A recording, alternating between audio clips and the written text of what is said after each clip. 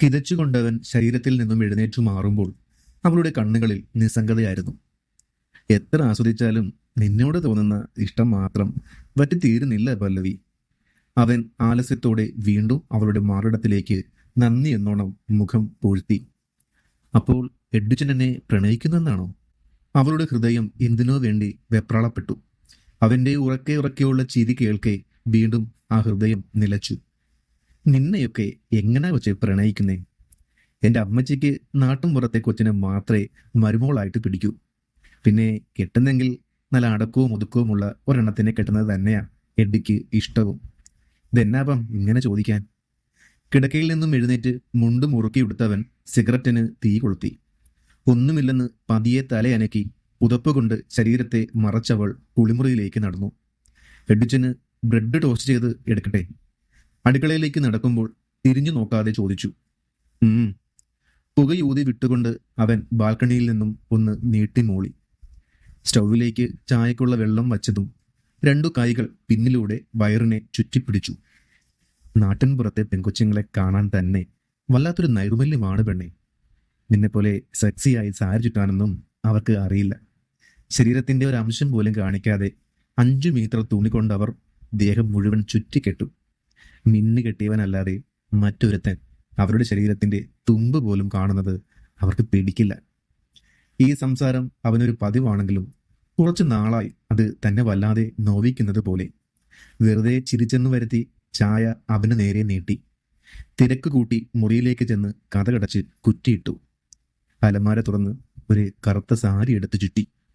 എഡ്വിച്ചൻ നേരത്തെ പറഞ്ഞതോർക്കെ അനാവൃതമായ വയറിനെ അവൾ മറച്ചുവെച്ച് പിന്നുകൊണ്ട് കുത്തിവെച്ചു. പാറിക്കിടന്ന മുടി ഒരു ബണ്ണു വെച്ച് ചുറ്റി കെട്ടിയിട്ടു. കുറച്ച് വിട്ടുനിന്ന് കണ്ണാടിയിൽ കാണുന്ന സ്വന്തം രൂപത്തിലേക്ക് കണ്ണിമ ചിമ്മാതെ നോക്കി. ഇപ്പോ എനിക്ക് ആ നൈർമല്യമുണ്ടോ എഡിച്ച? മനസ്സ് കൈവിട്ടു പോകുന്നത് പോലെ, മുന്നിലെ പ്രതിബിംബം തന്നെ നോക്കി കളിയാക്കുന്നത് പോലെ. കുത്തിവെച്ച പിന്നും കെട്ടിയിട്ട ബണ്ണും ഊരി വലിച്ചെറിഞ്ഞു. നിനക്ക് എന്ത് പറ്റു പല്ലവി? എഡിനോട് പ്രണയമാണോ? പ്രണയത്തിലും ബന്ധങ്ങൾ തീർക്കുന്ന നൂലാമാലകളും ഒന്നും വിശ്വാസമില്ലെന്ന് നീ തന്നെയല്ലേ പറഞ്ഞത്? എഡിന് നിന്നെ ഒരിക്കലും സ്നേഹിക്കാൻ ആവില്ല പെണ്ണേ. അവന്റെ സങ്കല്പങ്ങളിലുള്ള സ്ത്രീരൂപമല്ല നിനക്ക്.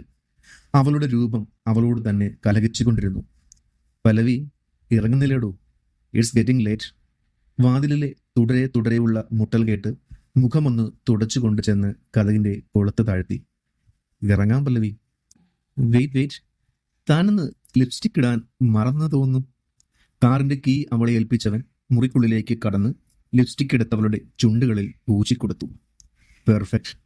വിരലുകൾ ഉയർത്തി ഗംഭീരമായിട്ടുണ്ടെന്ന് കാണിച്ചു. അവളൊന്ന് പുഞ്ചിരിച്ചുകൊണ്ട് അവന്റെ നെഞ്ചിലേക്ക് ചാഞ്ഞു. അവനും അതേ ചിരിയോടെ അവളുടെ മുടിയിടകളെ തഴുകി. നിനക്കിതെന്ത് പറ്റി പല്ലവി? ഞാൻ കുറച്ചു ദിവസമായി ശ്രദ്ധിക്കുന്നു. എന്തെങ്കിലും വയ്യാകയുണ്ടോ? എഡ്വിച്ചൻ വിവാഹം ചെയ്യുന്ന പെണ്ണിനോട് എന്നെക്കുറിച്ച് പറയുമോ? നമ്മുടെ ഈ റിലേഷൻഷിപ്പിനെ കുറിച്ച് പറയുമോ? അവൾ അവൻ്റെ മിഴികളിലേക്ക് ഉറ്റുനോക്കി. യെസ്, ഷുവറായും പറയും. ഇന്നത്തെ കുട്ടികൾക്ക് ഇതൊന്നും ഒരു പ്രശ്നമല്ലടോ. കല്യാണം കഴിഞ്ഞും ഇങ്ങനെയൊരു റിലേഷൻഷിപ്പ് തുടരാഞ്ഞാൽ മതി. അവൾക്ക് നോവില്ല എഡിച്ച? എനിക്കിപ്പോൾ നോവുന്നത് പോലെ. സ്വരം താഴ്ത്തി അവന് കേൾക്കാൻ പറ്റാത്ത അത്രയും താഴ്ത്തിക്കൊണ്ട് വീണ്ടും അവന്റെ നെഞ്ചിലേക്ക് തന്നെ പറ്റിച്ചേർന്ന് നിന്നു. ഒരിക്കലെങ്കിലും ഉള്ളിലെ പ്രണയം തുറന്നു പറയാതെ എങ്ങനാ പല്ലവി എഡ്വിൻ നിന്റെ പ്രണയത്തെ തിരിച്ചറിയുന്നത്? ഇന്ന് പറഞ്ഞു നോക്കണം. ചിലപ്പോൾ കളിയാക്കുമായിരിക്കും, ചിലപ്പോൾ ഉറക്കെ ചിരിക്കുമായിരിക്കും. തന്നെപ്പോലെ ഹൈ സൊസൈറ്റിയിൽ വളർന്ന ഒരു പെണ്ണിന് ഇഷ്ടപ്പെടുന്ന പുരുഷനൊപ്പം മടികൂടാതെ ദിവസങ്ങളോളം മാസങ്ങളോളം ജീവിക്കാൻ ധൈര്യം കാണിക്കുന്ന ഒരു പെണ്ണിന് പ്രണയമോ? അത്തരമൊരു പെണ്ണായി തന്നെയാണോ എഡ്വിച്ചൻ തന്നെ കരുതിയിട്ടുണ്ടാവുക? അങ്ങനെയാണെങ്കിൽ തന്നെ അതിലെന്താണൊരു തെറ്റ്? ഉള്ളിൽ നോവ് ഉരുണ്ടുകൂടി. ആദ്യമായി തൻ്റെ രൂപത്തോട്, താൻ വളർന്ന ചുറ്റുപാടുകളോട് അവൾക്ക് വെറുപ്പ് തോന്നി. എഡ്വിച്ചന് എപ്പോഴെങ്കിലും എന്നോട് പ്രണയം തോന്നിയിട്ടുണ്ടോ? രാത്രി ബാൽക്കണിയിൽ തണുത്ത കാറ്റേറ്റ് 2 ബീറും കുടിച്ചുകൊണ്ടിരിക്കുകയായിരുന്നു അവനപ്പോൾ. ചോദ്യം കേട്ടയുടൻ ചുണ്ടിൽ മുട്ടിച്ച ബോട്ടിൽ താഴേക്ക് വച്ചവൻ അവളെ ഒന്ന് നോക്കി.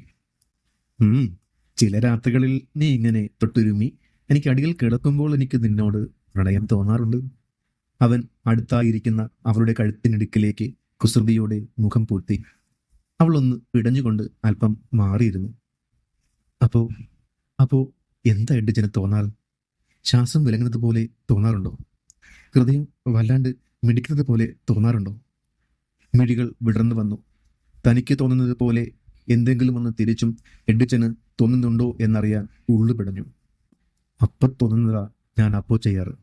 ഇപ്പോഴും അത് തന്നെ തോന്നുന്നു. വീണ്ടും അവൻ അവളുടെ കഴുത്തിനിടുക്കിലേക്ക് മുഖം പൂഴ്ത്തി. ഒരു തരം നിർവികാരികത അവളെ പൊതിഞ്ഞു. ഇവിടുന്ന് പോയിക്കഴിഞ്ഞാൽ എഡിച്ചനെ മറക്കുമായിരിക്കും അല്ലേ? അവൾക്ക് നെഞ്ചു നേറി. കെട്ടിയ മിന്നിനോട് കൂറ് പുലർത്തണം. അതുകൊണ്ട് ഞാൻ നിന്നെ മറക്കണം. പുതിയൊരാൾ വരുമ്പോൾ എന്നെ മറക്കാൻ എളുപ്പമായിരിക്കും. ഓർക്കാൻ കൂടെ നേരം കാണില്ല അല്ലേ ഇച്ച? അവളുടെ ശബ്ദം ഇടറി. അത് പറഞ്ഞപ്പോഴാ നാട്ടിൽ നിന്നും അമ്മച്ചി വിളിച്ചിരുന്നു. അവിടെ എനിക്കൊരു പെണ്ണ് കണ്ടു വച്ചിട്ടുണ്ടെന്ന്. എത്രയും പെട്ടെന്ന് ചെല്ലാനാ പറഞ്ഞത്. നാളേക്ക് ടിക്കറ്റ് റെഡിയാക്കി കിട്ടിയിട്ടുണ്ട്. കേട്ടുറപ്പിച്ചാൽ ഇനി ഇങ്ങനെ ഒരേ ഫ്ലാറ്റിൽ താമസവും പിന്നെ ഈ കൂടിക്കാഴ്ചയും ഒന്നും ഉണ്ടാവില്ല കേട്ടോ പല്ലവി. ഒരിത്തിരി പതർച്ച പോലും ഇല്ലാതെ പറയുന്നവനെ വിങ്ങിക്കൊണ്ട് നോക്കി. അപ്പോ ഞാൻ വരണ്ട എഡിച്ച കെട്ടിന്? അല്ലേ വേണ്ട, ഞാൻ വരുന്നില്ല. വന്നാൽ ചിലപ്പോൾ അവളെ കെട്ടണ്ട എന്നെങ്ങാനും ഞാൻ വിളിച്ചു പോകും. കൺകോണിൽ അവൻ കാണാതെ നീര് പൊടിഞ്ഞു. അപ്പോ ഇത് നമ്മുടെ രണ്ടുപേരും ചേർന്നുള്ള അവസാനത്തെ രാത്രിയാണല്ലേ എഡിച്ച? ഒരുതരം മരവിപ്പോടെ അവൾ അവന്റെ തോളിലേക്ക് ചാഞ്ഞു. കൈകളിൽ കോരിയെടുത്തവൻ മുറിയിലേക്ക് നടക്കുമ്പോഴും അവളിൽ അതേ മരവിപ്പായിരുന്നു.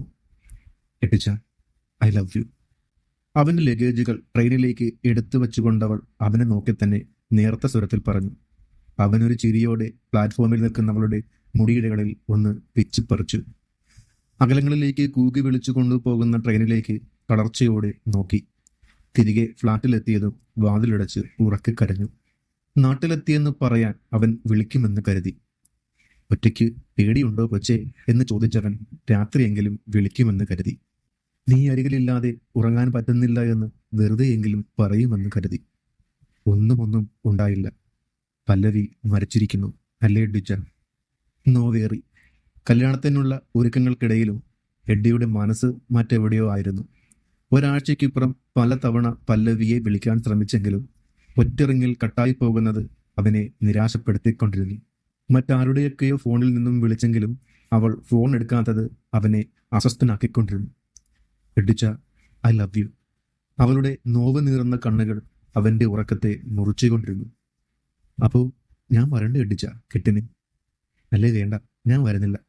വന്നാൽ ചിലപ്പോൾ അവളെ കെട്ടണ്ട എന്നെങ്ങാനും ഞാൻ വിളിച്ചു പോകും. വീണ്ടും അവളുടെ ചിലമ്പിച്ച ശബ്ദം ചിന്തകളിൽ നിറഞ്ഞു. അന്നും ആ പെണ്ണിന്റെ കണ്ണുകൾ നിറഞ്ഞിരുന്നുവോ? അവൻ ഓർത്തെടുക്കാൻ ശ്രമിച്ചു. നീത് എങ്ങോട്ടാ അടി? ബാഗിൽ എന്തൊക്കെയോ കുത്തി നിറച്ച് യാത്ര തിരിക്കാൻ ഒരുങ്ങിയ അവന്റെ കൈകളിൽ അമ്മച്ചി പിടിച്ചു വെച്ചു. അമ്മച്ചിക്ക് ഒരു അച്ചായത്തെ കൊച്ചിനെ തന്നെ വേണമെന്ന് നിർബന്ധമാണോ? ഒരു നല്ല ദൈവഭയമുള്ള ഹിന്ദു കൊച്ചായാലോ? ഇത്തിരി പിടഞ്ഞുകളി കൂടുതലാണെന്നേ ഉള്ളൂ. സ്നേഹമുള്ള കൊച്ചാമ്മച്ചി. അവൻ അമ്മച്ചിയുടെ കവിളിനെ വലിച്ചു വിട്ടുകൊണ്ട് മറുപടിക്ക് കാത്തു നിൽക്കാതെ അവിടെ നിന്നും തിരിച്ചു. കോളിംഗ് ബെല്ലിൽ വിരൽ അമർത്തി അവൾക്കായി കാത്തുനിന്നു.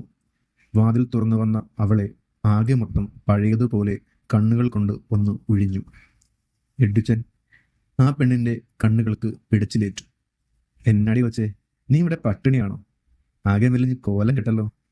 അവൻ അവളുടെ എണ്ണ പറ്റിയ മുടി ഇഴകളിലേക്ക് അത്ഭുതത്തോടെ നോക്കി. ഉടുത്തിരിക്കുന്ന കോട്ടൺ സാരിയിൽ ശരീരത്തിന്റെ ഒരംശം പോലും കാണുന്നില്ല. ചുണ്ടിൽ ചായമോ കണ്ണിൽ കരിമഷിയോ ഇല്ല. അവന്റെ ചോദ്യത്തിന് ഉത്തരമായി കിട്ടിയ ചിരിക്കും പഴയ പ്രകാശമില്ല. അരികിലേക്ക് ചെന്ന് നിന്നവൻ ആ പെണ്ണിന്റെ മുഖത്തെ കൈക്കുമ്പിളിൽ കോരിയെടുത്തു. എന്നാത്തിനാടി നീ എന്റെ നമ്പർ ബ്ലോക്ക് ചെയ്തത്? ഇപ്പെനിക്ക് അടക്കവും ഒതുക്കവും ഉണ്ടോ എഡിച്ച? ഇപ്പൊ എന്നെ കാണാൻ നാട്ടുമ്പുറത്തെ പെണ്ണിനെ പോലുണ്ടോ? ശബ്ദത്തിലും ചോദ്യത്തിലും നോട്ടത്തിലും പോലും വെപ്രാളം കലർന്നു. അവനവളെ കൈകളിൽ വാരിയെടുത്ത് മുറിക്കുള്ളിലേക്ക് കയറ്റി. നിനക്ക് ഞാൻ 10 മിനിറ്റ് സമയം തരും. ചെന്ന് പഴയ എന്റെ പല്ലവി കൊച്ചായിട്ട് ഇറങ്ങി വന്നോണം. അത്യാവശ്യം വേണ്ട ഡ്രസ്സും എടുത്ത് ബാഗിലിട്ടോ. മുറി അടച്ചവൻ പുറത്തേക്ക് ഇറങ്ങിയപ്പോൾ ഉള്ളിലെ സന്തോഷം ഒന്ന് കരഞ്ഞു തീർക്കാൻ അവൾക്ക് കൊതി തോന്നി. അവൻ പൊയ്ക്കളയുമോ എന്ന ഭയം കൊണ്ട് എന്തൊക്കെയോ വാരി ചുറ്റി പുറത്തേക്ക് ഇറങ്ങി. ഇറങ്ങാം, അമ്മച്ചി കാത്തുനിൽപ്പുണ്ടാവും അങ്ങ് കോട്ടയത്ത്. എന്നെ ഇഷ്ടമാവൂ എഡിച്ച? അവൾക്ക് നെഞ്ചു വീങ്ങി. അവനവളെ നെഞ്ചിലേക്ക് പിടിച്ചിട്ടു. ഈ കോലത്തിൽ കണ്ടാൽ ഇഷ്ടമാവാൻ സാധ്യത വളരെ കുറവാണ്. സാരില്ല, നല്ല പോർക്കും താറാവും ബീഫും ഒക്കെ വരട്ടി ഉണ്ടാക്കി കഴിച്ചാൽ അങ്ങ് കൊഴുക്കും. അതൊക്കെ നമ്മുടെ അമ്മച്ചി തന്നെ ഉണ്ടാക്കി തരുമടി. എന്നിട്ടും ശരിയായില്ലെങ്കിൽ ബാക്കി ഇച്ചായ നോക്കിക്കോളാം. അവൻ അവളുടെ കാതരുകൾ സ്വകാര്യം പോലെ പറഞ്ഞു. നാണത്തോടെ ആ പെണ്ണ് ഒന്നുകൂടി അവന്റെ നെഞ്ചിലേക്ക് ചേർന്ന് നിന്നു. ഇങ്ങനെയുള്ള മനോഹരമായ പ്രണയകഥകൾ കേൾക്കാൻ ഈ ചാനൽ കൂടി ഒന്ന് സബ്സ്ക്രൈബ് ചെയ്യാൻ മറക്കല്ലേ.